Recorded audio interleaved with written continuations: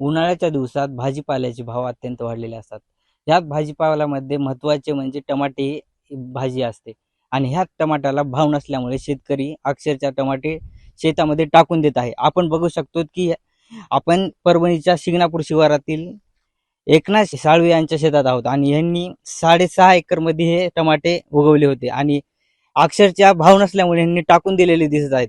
आपण त्यांच्याशी बातचीत करणार आहोत की काय हे टमाटे टाकून दिले आहेत आणि काय भाव आहे. मग भावाचं जर म्हणलं तर आज 2 रुपये किलोचा रेट चालू आहे टमाट्याला परभणी लोकल मार्केटला आणि आसपासच्या मार्केटला. आज जर मी माझ्या शेतीचा 35 वर्षाच्या अनुभवातला टोमॅटोचा निच्चांकी रेट यावर्षी बघत आहे. म्हणजे उत्पादन खर्च तर सोडून द्या, मार्केटला नेण्याचे आणि तोडण्याचे पैसे सुद्धा मिळत नाहीत अशी परिस्थिती टमाटोची झालेली. आता काय करणार त्या टमाट्यात? आता ह्याला म्हणजे मंदीमध्ये जी परिस्थिती असते, आम्ही जनावराला काय टाकून बघितले तर जनावरही खाईन झालेत. म्हणजे आमच्या गाई म्हशी गाई आहेत त्यांना टाकून बघितले ते सुद्धा खाईन झालेत. माणसं तर सोडून द्या. आता हे काय खर्च झालाय आणि काय आता 6.5 एकर क्षेत्राला 6.5 लाख रुपयाचा खर्च झालाय, म्हणजे उत्पादन करण्यापर्यंत.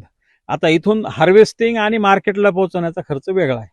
तर तो आणखी काही काउंट केला नाही, म्हणजे मार्केटला पाठवायचा नाही किंवा पाठवला तर काही येणार नाही असं चित्र झालेलं आहे. आज 2-3-4 पिकअप पाठवल्यात, 1 रुपया सुद्धा पट्टी वापस आली नाही. मलाच घरून पैसे भाड्याचे द्यावं लागले. आता काय काय करणार, फेकून दिल्याशिवाय पर्यायच नाही ना आता अशा परिस्थितीत. ह्या टमाट्याला भाव नसल्यामुळे टमाटा उत्पादक शेतकरी आर्थिक संकटात आलेले दिसत आहे.